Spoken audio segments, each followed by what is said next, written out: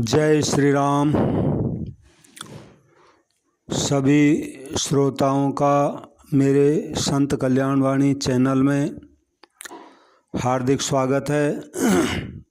सबसे प्रार्थना है कृपया मेरे चैनल को सब्सक्राइब करें। संतों की वाणी है, वाणी को शेयर करें और लाइक करें। अब कल्याण का 10वां भाग मैं आपके सामने रख रहा हूँ। पूज्य सेठ जी की अमृत वाणी है। लेख का विषय है सत्य ही परमात्मा है। सत्य ही परमात्मा है। तो सेठ जी की अद्भुत वाणी है, चमत्कारिक वाणी है, सत्य वाणी है, कुछ भी कह दो। पूज्य सेठ जी कहते हैं, याद रखो सब जगह परमात्मा है, सब में परमात्मा है, सब कुछ परमात्मा है, केवल परमात्मा ही है। असली बात यही है। तो भी पहले परमात्मा को शुभ में देखो, कल्याण में देखो, पवित्रता में देखो, परोपकार में देखो, सेवा में देखो, शुद्ध आचरण में देखो, शुद्ध विचारों में देखो, सद्गुणों में देखो। यूँ देखते देखते ज्यों-ज्यों बुद्धि बाह्य से हटकर अंतर की ओर झुकने लगेगी, त्यों ही त्यों परमात्मा की झांकी स्पष्ट होती जाएगी और अंत में सब मिटकर केवल परमात्मा ही रह जाएंगे। वासुदेवः सर्वम यानी सब कुछ परमात्मा ही है। जय श्री राम। याद रखो, यदि सब में यह सब कुछ परमात्मा ही है, इस विचार से या इस विचार की भ्रांति से पवित्र और शुभ को छोड़कर केवल अमंगल में, पाप में, परपीड़न में, अपवित्रता में, हिंसा में, असत्य में, व्यभिचार में, अशुद्ध विचारों में और दुर्गुणों में परमात्मा को देखने का बहाना करोगे तो परमात्मा ध्यान में नहीं रहेंगे, अपितु परमात्मा के नाम पर पापों में आसक्ति बढ़ती जाएगी, जिसका परिणाम बहुत बुरा होगा। जय श्री राम। याद रखो, संसार में जो कुछ होता है सब भगवान ही भगवान है। यह सत्य तत्व सद्विचारों, सत्कर्मों के द्वारा अंतःकरण की शुद्धि होने पर ही उपलब्ध होता है। नहीं तो भगवान के नाम पर अपनी दुर्बलताओं का ही समर्थन होता है, सिद्धांत का दुरुपयोग होता है और अपने आप को धोखा दिया जाता है। जय श्री राम। याद रखो, सदा सर्वदा सत्य की ओर झुकते रहो, सत्य का विचार करो, सत्य का मनन करो, सत्य का व्यवहार करो, सत्य का आचरण करो, सत्य का अनुभव करो, सत्य कर्म करो, सत्य बोलो, सत्य सुनो, जीवन को सत्यमय बनाने की चेष्टा करो।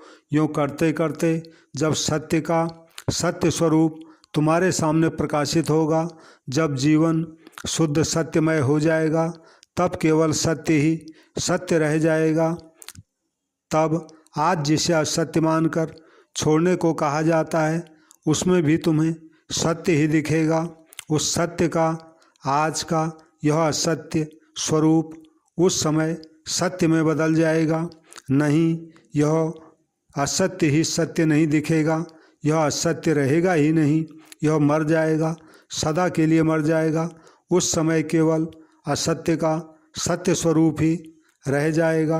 कामना, आसक्ति, द्वेष, क्रोध, लोभ, मोह, भय, ईर्ष्या, विषाद आदि असत्य के विभिन्न स्वरूप उस समय नष्ट ही हो जाएंगे।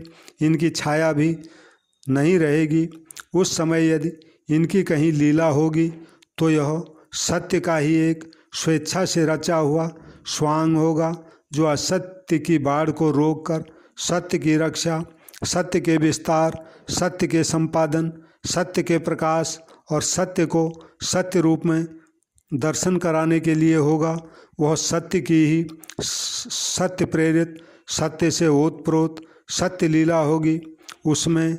और आज के इस असत्याच्छादित अज्ञान रूप, मोह रूप, पाप रूप, विषाद रूप, भय रूप सत्य में जो मूलतः सत्य होने पर भी असत्य का ही मूर्त रूप है, उतना ही अंतर है जितना सत्य और असत्य में होता है। इसी को सत्य मानकर यदि भ्रम में रहोगे तो यथार्थ सत्य के दर्शन दुर्लभ ही रहेंगे। जय श्री राम। याद रखो, यह सत्य ही परमात्मा है, भगवान है, सब समय है, सब में है और सब कुछ है। इस सत्य की उपलब्धि के लिए ही अनंत जीवन का अनंत कर्म प्रवाह है। इस सत्य को पाना ही मुक्ति है, जीवन की सफलता है और भगवत साक्षात्कार है। जय श्री राम। शिव शिव। अब है मनन करने योग्य एक लेख है। लेख का विषय कर्मफल। तो लिखा है, भगवान व्यास सभी जीवों की गति तथा भाषा को समझते थे। एक बार जब वे कहीं जा रहे थे तब रास्ते में उन्होंने एक कीड़े को बड़े बेग से भागते हुए देखा। उन्होंने कृपा करके कीड़े की बोली में ही उससे इस प्रकार भागने का कारण पूछा। तो कीड़े ने कहा, विश्ववंद्य मुनीश्वर, कोई विशाल रथ इधर ही आ रहा है, कहीं वह आकर मुझे कुचल न डाले, इसलिए तेजी से भागा जा रहा हूँ। इस पर व्यास देव जी ने कहा, मनुष्य यदि मृत्यु से डरे तो उचित है, पर तुम कीट को इस शरीर से छूटने का इतना भय क्यों है? इस पर कीड़े ने कहा, महर्षि, मुझे मृत्यु से किसी प्रकार का भय नहीं है। भय इस बात का है कि इस कुत्सित कीट योनि से भी अधम दूसरी लाखों योनियां हैं, मैं कहीं मरकर उन योनियों में न चला जाऊं। व्यास जी ने कहा, कीट तुम भय न करो, मैं जब तक तुम्हें ब्राह्मण शरीर में न पहुंचा दूंगा, तब तक सभी योनियों से शीघ्र ही छुटकारा दिलाता रहूँगा। व्यास जी के यूँ कहने पर वह कीड़ा पुनः मार्ग में लौट आया और रथ के पहिए से दबकर उसने प्राण त्याग दिए। उसके बाद वह कौवे और सियार आदि योनियों में जब जब उत्पन्न हुआ, तब तक व्यास जी ने जाकर उसके पूर्व जन्म का उसको स्मरण करा दिया। इस तरह वह क्रमशः शाही, गोहा, मृग, पक्षी, चांडाल, शूद्र और वैश्य की योनियों में जन्म लेता हुआ क्षत्रिय जात में उत्पन्न हुआ। उसमें भी भगवान व्यास ने उसे दर्शन दिया। वहाँ वह प्रजापालन रूप धर्म का आचरण करते हुए थोड़े ही दिनों में रणभूमि में शरीर त्याग कर ब्राह्मण योनि में उत्पन्न हुआ। जब वह 5 वर्ष का हुआ, तभी व्यासदेव ने जाकर उसके कान में सारस्वत मंत्र का उपदेश कर दिया।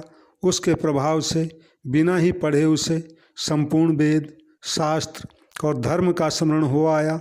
पुनः भगवान व्यासदेव ने उससे आज्ञा दी कि वह कार्तिकेय के क्षेत्र में जाकर नंदभद्र को आश्वासन दे। नंदभद्र को यह शंका थी कि पापी मनुष्य भी सुखी क्यों देखे जाते हैं। इसी क्लेश से घबराकर वे बहुदक तीर्थ पर तप कर रहे थे। नंदभद्र की शंका का समाधान करते हुए उस सिद्ध सारस्वत बालक ने कहा, पापी मनुष्य सुखी क्यों रहते हैं? यह तो बड़ा स्पष्ट है। जिन्होंने पूर्व जन्म में तामस भाव से दान किया है, उन्होंने इस जन्म में उसी दान का फल प्राप्त किया है। परंतु तामस भाव से जो धर्म किया जाता है, उसके फल स्वरूप लोगों का धर्म में अनुराग नहीं होता और फल तो है वे मनुष्य पुण्य फल को भोग कर अपने तामसिक भाव के कारण नरक में ही जाते हैं, इसमें संदेह नहीं है। इस विषय में मार्कंडेय जी की कही ये बातें सर्वदा ध्यान में रखी जानी चाहिए। एक मनुष्य ऐसा है जिसके लिए इस लोक में तो सुख का भोग सुलभ है, परंतु परलोक में नहीं। दूसरा ऐसा है जिसके लिए परलोक में सुख का भोग सुलभ है, किंतु इस लोक में नहीं। तीसरा ऐसा है जो इस लोक और परलोक में दोनों ही जगह सुख प्राप्त करता है। चौथा ऐसा है जिससे न यहाँ सुख है न परलोक में ही, जिसका पूर्व जन्म का किया हुआ पुण्य शेष है, उसको भोगते हुए परम सुख में भूला हुआ जो व्यक्ति नूतन पुण्य का उपार्जन नहीं करता, उस मंद बुद्धि एवं भाग्यहीन मानव को प्राप्त हुआ वह सुख केवल इसी लोक तक रहेगा, जिसका पूर्व जन्मोपार्जित पुण्य तो नहीं है, किंतु वह तपस्या करके नूतन पुण्य का उपार्जन कर रहा है। उस बुद्धिमान को परलोक में अवश्य ही विशाल सुख का भोग उपस्थित होगा, जिसका पहले का किया हुआ पुण्य वर्तमान में सुखद हो रहा है, और जो तप द्वारा नूतन पुण्य का उपार्जन कर रहा है।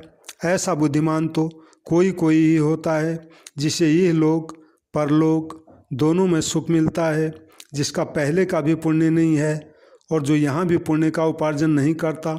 ऐसे मनुष्य को न इस लोक में सुख मिलता है और न परलोक में ही।